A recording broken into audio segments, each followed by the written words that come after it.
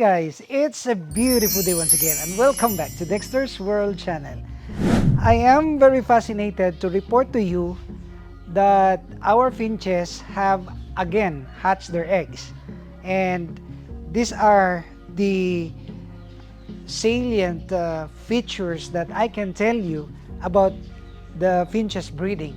You know, finches breeding could be one of the sources of good income in as far as aviary is concerned, because they are very small birds that's very beautiful to watch, and they have special characteristics. You know, these birds are very similar to the parakeets, but then in terms of patience in rearing their birdlings, their babies, they are more patient compared to the parakeets, because the parakeets have the tendency to push out the feathered babies, while these finches would love to cuddle the babies until the time that they are already feathered, meaning that they can already fly and survive. So the moment that the baby will accidentally slip out of the nest box, these parents of this the parents will certainly make its way to feed the babies that are accidentally thrown out of the nest box. So this is one of the characteristics that I have observed when it comes to finches. Of course, when talking about finches, these are the ordinary ones. These are the zebra finch that is very ordinary. But I love this because they can also have different colors. You know, when hearing them and watching their activity will give us some spirit of, community. I mean, they're really social birds that they are connecting with each other. So they love the community. That's why I said that individual pairing will certainly be, and as far as I'm concerned, of course, I really don't buy the idea of battery type of breeding, wherein you have to put in individual cages the breeders. I love community breeding. That's why we can always see that these birds are happy. And maybe the issue that you would raise is about the inbreeding. Of course, we have to maintain the babies. I mean, we have to mark them by putting some leg band so that we will know that they are siblings. And it's my plan to also import golden finch, because these finches are really very attractive in terms of color. Well, the characteristics are similar to the zebra finch, but in terms of market, this golden are most saleable and costly.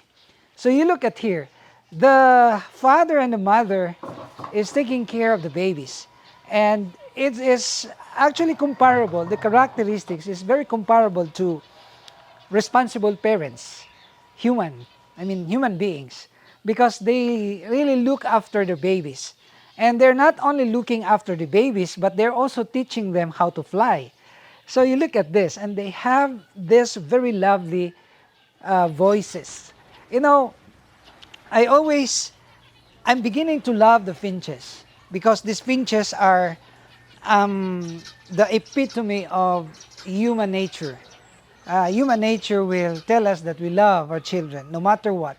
That's why I said that we can learn many things out of the nature, out of these animals. They have no formal schooling. They don't even have this IQ compared to humans. But nature will tell you that they are really taking care of their families.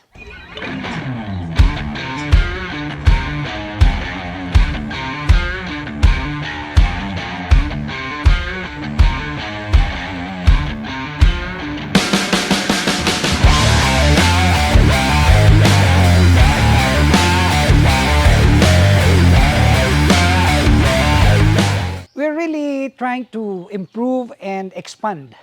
I always say this to my followers that in life you don't have to settle with the get by situation. If you have the chance to expand and develop your talent and skills, then do it. Because the opportunity will only knock once. Once you allow it to pass, it will not come back again. So when you have this opportunity to expand, you do it. When you have this opportunity to develop yourself, grab it because that is once in a lifetime. And you look at this, we are trying now to expand the breeding by raising some flower horns. These flower horns are not actually common.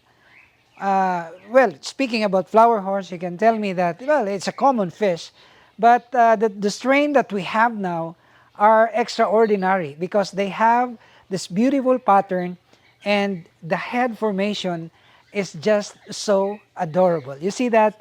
And we are trying our best to, make use of all the tanks that we have here at the farm, even at the house, so that we can maximize our production.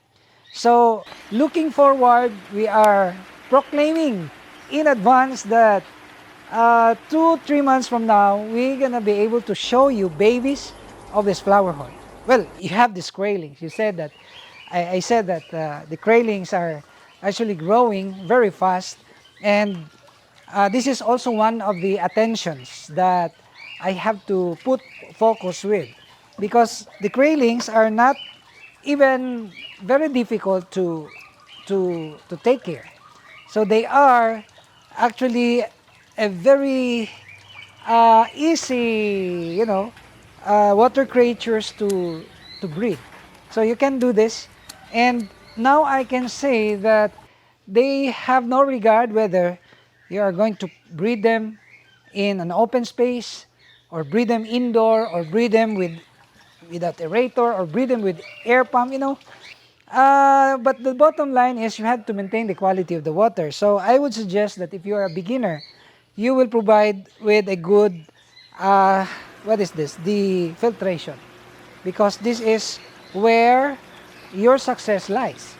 Because if you can maintain a good quality of water in whatever fish that you will try to breed, if you can maintain the good quality of the water by means of proper aeration and filtration, then you will, I'm very sure, you will really become very successful.